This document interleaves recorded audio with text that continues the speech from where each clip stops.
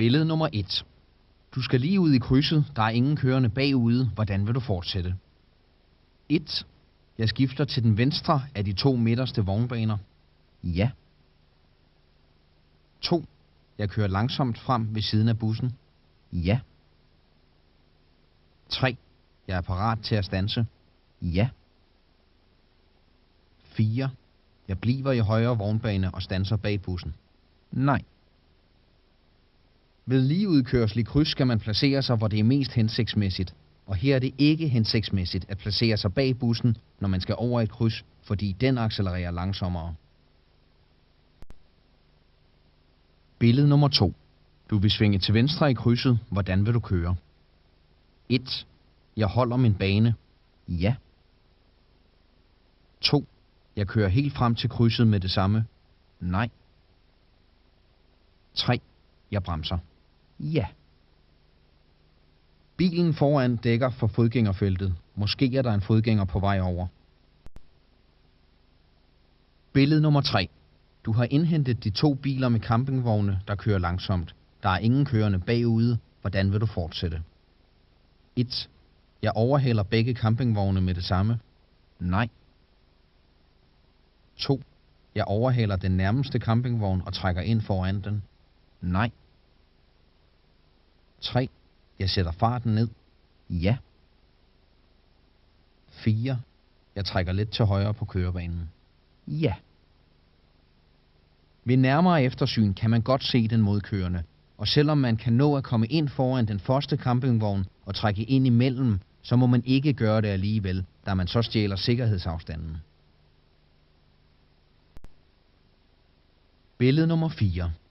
Du har sat farten ned for at svinge til venstre i T-krydset. Der er ingen kørende bagude. Hvordan vil du fortsætte? 1.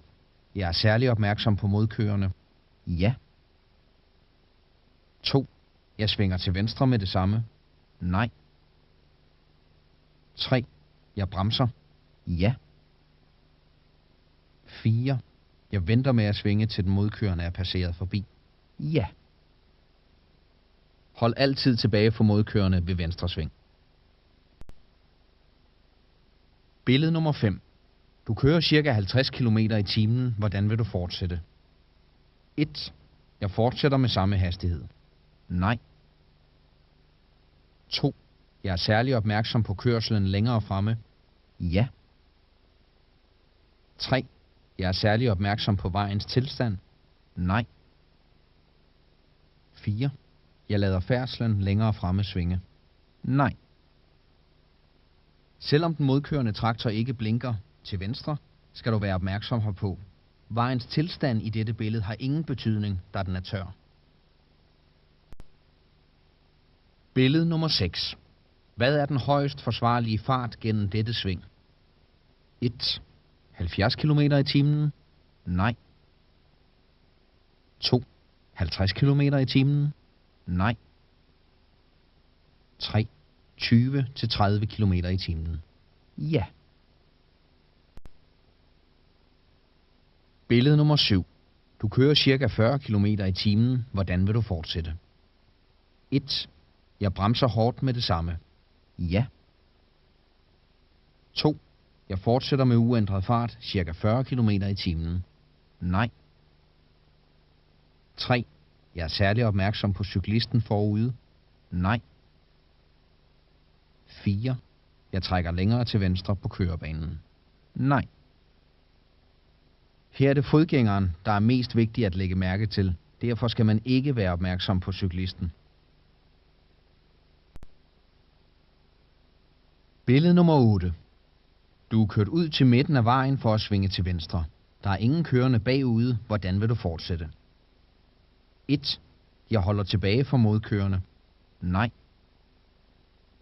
2. Jeg svinger til venstre foran hælden på sidevejen. Nej. 3. Jeg kører lidt længere frem. Ja. 4. Jeg svinger til venstre efter hælden på sidevejen. Ja. Hældeanlæg, færdselsfyr og lignende skal altid passeres højre om. Billede nummer 9. Hvilke hastighedsregler skal du være særlig opmærksom på her? 1. Fartgrænse på højst 50 km i timen begynder. Nej. 2. Fartgrænse på højst 50 km i timen ophører. Ja. 3. Fartgrænse på højst 80 km i timen begynder. Ja. Billede nummer 10. Du vil fortsætte lige ud forbi vejarbejdet. Hvad skal du være særlig opmærksom på? 1. Kørebanestriber. Ja. 2. Reglen for sammenfletning. Nej. 3. Reglen for vognbaneskift. Ja. Vær opmærksom på kørebanestriber, da det er dem, der er bestemmende for, om der er sammenfletning eller om der er vognbaneskift. Det er vognbaneskift her, hvor linjerne er ført igennem. Billede nummer 11. Du er ved at indhente den røde bil, der kører lidt langsommere end fartgrænsen tillader. Hvordan vil du fortsætte? 1. Jeg overhaler. Nej. 2. Jeg sætter farten ned. Ja. 3. Jeg lader den røde bil flette ind foran mig. Ja. 4. Jeg holder min bane. Ja. Her er der ingen vognbanelinjer, så her gælder flettereglen. Lad begge biler køre ind foran os først. Billede nummer 12. Du er kørt en forkert vej og må vende om. Der er ingen kørende bagude. Hvad gør du? 1. Jeg foretager en hurtig uvending med det samme. Nej. 2. Jeg vender så snart de modkørende er passeret forbi. Nej. 3. Jeg finder et bedre sted at vende. Ja. Her kan man ikke vende uden at overskride en spærrelinje. Billede nummer 13. Hvad betyder politimandens tegngivning? 1. Jeg må køre lige ud i krydset. Nej. 2. Jeg skal standse. Ja. 3. Jeg må køre til venstre i krydset. Nej. 4. Jeg må køre til højre i krydset. Nej. Hvis politimanden står med front imod dig og med hånden oppe, er der gult, og du skal stoppe. Billede nummer 14. Du vil fortsætte lige ud af vejen, der er ingen kørende bagude. Hvad gør du? 1. Jeg trækker over i venstre side af kørebanen med det samme. Nej. 2. Jeg regner med, at modkørende holder tilbage for mig. Nej. 3. Jeg bliver i højre side af kørebanen helt frem til vejindsnævringen. Ja. 4. Hvis en modkørende dukker op, holder jeg tilbage. Ja. Her er fokuseret på tavlen. Hold tilbage for modkørende. Billede nummer 15. Du kører ca. 30 km i timen ligesom bilen foran. Hvordan vil du fortsætte? 1. Jeg er særlig opmærksom på vejens forløb. Ja. 2. Jeg flytter foden til bremsen. Ja. 3. Jeg er særlig opmærksom på den forankørende. Ja. Vær opmærksom på, den forankørende sætter farten ned foran jernbaneoverskæringen. Billede nummer 16. Du er ved at indhente bilen foran, der kører langsomt, ca. 40 km i timen. Der er ingen kørende bagude. Hvordan vil du fortsætte? 1. Jeg blinker med forlygterne. Nej. 2. Jeg overhaler hurtigst muligt. Nej. 3. Jeg er særlig opmærksom på færdslen forude. Ja. 4. Jeg bremser og bliver bag ved bilen, der kører foran. Ja. Billede nummer 17. Du er travlt og har indhentet bilen foran, der kører ca. 30 km i timen. Hvordan vil du fortsætte? 1. Jeg drejer hovedet og kontrollerer den blinde vinkel bagude. Ja. 2. Hvis der ikke er nogen i den blinde vinkel, overhaler jeg med det samme. Ja. 3. Jeg sætter farten ned. Nej. 4. Jeg venter forløbet med at overhale. Nej. Bilen foran kører kun 30 km i timen, og bilen i sidespejlet er langt bagude, så her skal der overhales. Billede nummer 18. Du skal lige ud i krydset, der er ingen kørende bagude, og motorcyklisten foran sætter farten ned. Hvad gør du? 1. Jeg overhaler motorcyklisten. Nej. 2. Jeg er særlig opmærksom på børn. Ja. 3. Jeg flytter foden til bremsen. Ja. 4. Jeg ser efter fri bane til begge sider, før jeg kører frem i krydset. Ja. Her er overhaling farlig. Du har set advarselstavlen med børn, og måske sætter motorcyklisten farten ned for at svinge. Billede nummer 19.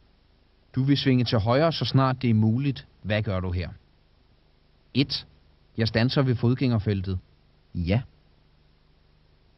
2. Når der bliver grønt lys, svinger jeg til højre her i krydset. Nej. 3. Jeg venter med at svinge til næste sidevej. Ja. Læg mærke til forbudstavlen med højre sving forbudt. Billede nummer 20. Du vil svinge til højre i dette kryds. Hvordan vil du køre? 1. Jeg bliver bag ved den røde bil. Ja. 2. Når den røde bil kører frem, følger jeg efter og svinger med det samme. Nej. 3. Når den røde bil kører frem, standser jeg ved stoplinjen. Ja. 4. Jeg holder tilbage for kørende fra venstre, før jeg kører til højre. Ja. Ved stoptavlen skal man stoppe ved stoplinjen, også selvom man lige er stoppet bag ved en anden bil. Man har ubetinget vigepligt ved stoptavler. Billede nummer 21. Du kører ca. 40 km i timen og skal lige ud i krydset. Hvordan vil du fortsætte? 1.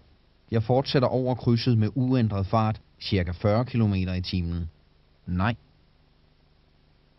2. Jeg regner med, at bilen fra højre side holder tilbage. Nej. 3. Jeg holder tilbage for bilen fra højre side. Ja. 4.